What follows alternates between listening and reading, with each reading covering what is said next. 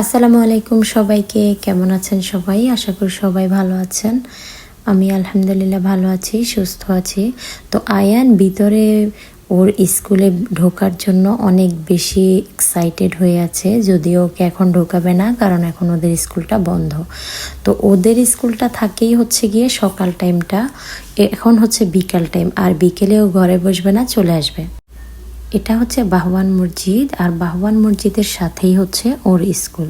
তো স্কুলটা এখন বিকেলে নেই, তবুও আমি ওকে নিয়ে আসছি। বিকেলবেলা একটু হাঁটাই নিয়ে যাব, স্কুলটা দেখাই নিয়ে যাব যে এটা বন্ধ।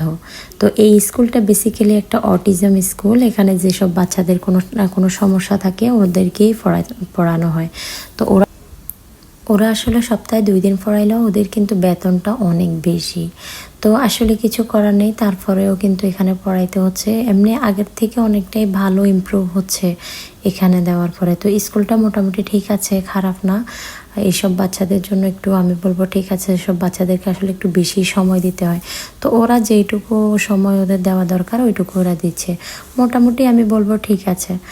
তো ও তো বুঝতে চায় না, এখন বিকালে স্কুল নেই, তারপরেও আমরা তো আমরা চাই যে ওকে একটু বাইরে ঘোরাবো, একটু বাইরে কারো না কারোর সাথে। এখানে আসলে বিদেশে আমি বলবো ওইভাবে কোনো বাচ্চাকে পায় না। দেশে যেরকম বাচ্চারা এক একটা বাচ্চাকে আরেকটার সাথে বাসায় যায়, খেলাধুলা করে, এখানে ওইভাবে সময়ও হয় না, কেউ কারো বাসায়ও যাওয়া হয় না, সবাই সবার ব্যস্ততা নিয়ে থাকে।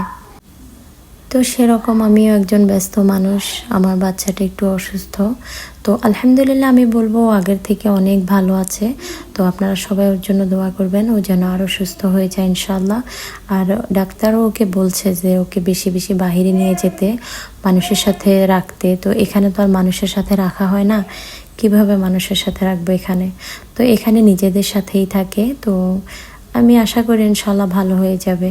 তো ও এখান দিয়ে কান্না করতেছে, জুস খাবে। এফাকে ওকে একটা জুস নিয়ে দিছে, যদিও জুস খাওয়াটা ওর জন্য খুবই স্বাস্থ্যকর না, ওর স্বাস্থ্যের জন্য খুবই খারাপ। এই জুস বলে, এই যত ড্রিঙ্কস জাতীয় জিনিসগুলো আছে এগুলো ওর জন্য ডাক্তার বলছে হারামের মতোই। তো ওকে এগুলা দেওয়া যাবে না। তারপরেও বাহির হইলে কিন্তু কিছু না কিছু নিয়ে দিতেই হবে। আর কিছু না কিছুর মধ্যে কিন্তু ওর বিশেষ করে এই ডিউ, পেপসি, এই টাইপের জিনিসগুলো ও একটু চায় খাইতে। তো আমি ওগুলো দিতে চাই না, তারপরেও একদম বেশি করলে একটা নিয়ে দেয় এরকম কিছু। তো এই তো বাহিরে বিকেলবেলা মাগরিব কিন্তু হয়ে আসছে, এখন একটু পরে পরে আজান দিয়ে দেবে। তো আমরা ওর স্কুলের পাশ দিয়ে, আমি আমার সাথে আরেকটা আপু আছে, তো ওর স্কুলের পাশ দিয়ে ওকে ঘুরায় নিয়ে যাচ্ছি, যেন ও বুঝে যে ওর স্কুলটা বন্ধ। তো আমরা ওকে ঘোরানো শেষ, এখন আমরা বাসায় চলে যাব। তো ভাবছি বাসায় যখন চলে যাচ্ছি কিছু একটু দোকান থেকে কিনে নিয়ে যাই। তো আমরা সামান্য কিছু এখানে নাস্তা কিনে নিয়ে গিয়েছিলাম, ওগুলো বাসায় বসে খাবো বলে। আমাদের বিকেলের ঘোরাটা কিন্তু আমাদের অনেক বেশি ভালো লাগছে, আর আমার মনে হয় আমার বাচ্চার থেকেও অনেক ভালো লাগছে। ও বাসায় এসে একদম দুষ্টামি করে নাই, ও অনেকটা শান্ত হয়ে গেছে। আসলে ও হাঁটতে হাঁটতে টায়ার্ড হয়ে গেছে। তো টায়ার্ড হওয়াটাও ওর জন্য ভালো। যাই হোক, সবাই ওর জন্য দোয়া করবেন, ও যেন ইনশাল্লাহ সুস্থ হয়ে যায়, আর আমি যেন আলহামদুলিল্লাহ আমার বাচ্চাটাকে সুস্থ দেখতে পারি, সবাই দোয়া করবেন। আর সবাই আমাদের চ্যানেলটা সাবস্ক্রাইব করে দিবেন, পাশে থাকা বেল আইকনটা ক্লিক করে দেবেন। ওকে, বাই, থ্যাংকস ফর ওয়াচিং।